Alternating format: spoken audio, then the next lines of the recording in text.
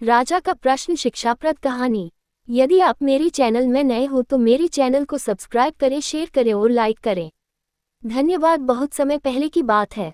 एक राज्य में एक राजा का राज था। वह अक्सर सोचा करता था कि मैं राजा क्यों बना। एक दिन इस प्रश्न का उत्तर प्राप्त करने उसने अपने राज्य के बड़े बड़े ज्योतिषियों को आमंत्रित किया। ज्योतिषियों के दरबार में उपस्थित होने पर राजा ने ये प्रश्न उनके सामने रखा, जिस समय मेरा जन्म हुआ ठीक उसी समय कई अन्य लोगों का भी जन्म हुआ होगा। उन सब में मैं ही राजा क्यों बना? इस प्रश्न का उत्तर दरबार में उपस्थित कोई भी ज्योतिषी नहीं दे सका। एक बूढ़े ज्योतिषी ने राजा को सुझाया कि राज्य के बाहर स्थित वन में रहने वाले एक महात्मा कदाचित उसके प्रश्न का उत्तर दे सके।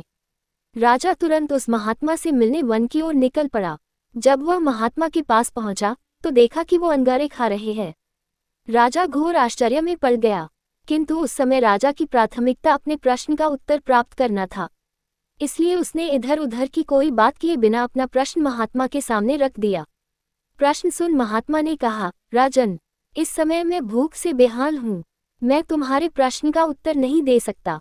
कुछ दूरी पर एक पहाड़ ही है, उसके ऊपर एक और महात्मा तुम्हें मिलेंगे। वे तुम्हारे प्रश्न का उत्तर दे देंगे। तुम उनसे जाकर मिलो। राजा बिना समय व्यर्थ किए पहाड़ी पर पहुंचा। वहां भी उसके आश्चर्य की सीमा नहीं रही जब उसने देखा कि वहां वह महात्मा चिमटे से नोच नोच कर अपना ही मांस खा रहे हैं। राजा ने उनके समक्ष वह प्रश्न दोहराया। प्रश्न सुनकर महात्मा बोले, राजन, मैं तुम्हारे प्रश्न का उत्तर नहीं दे सकता।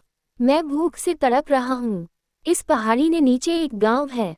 वहां 5 वर्ष का एक बालक रहता है। वह कुछ ही देर में मरने वाला है।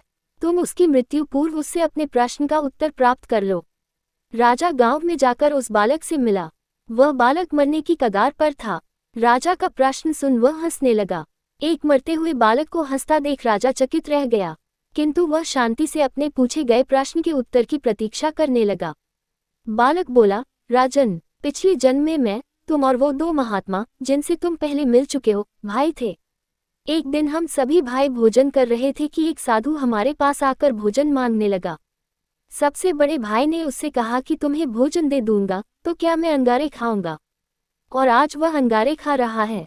दूसरे भाई ने कहा कि तुम्हें भोजन दे दूंगा तो क्या मैं अपना मांस नोचकर खाऊंगा, और आज वह अपना ही मांस नोचकर खा रहा है।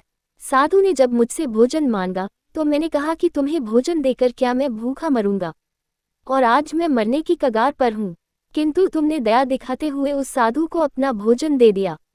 उस पुण्य का ही प्रताप है कि इस जन्म में तुम राजा बने। इतना कहकर बालक मृत्यु को प्राप्त हो गया।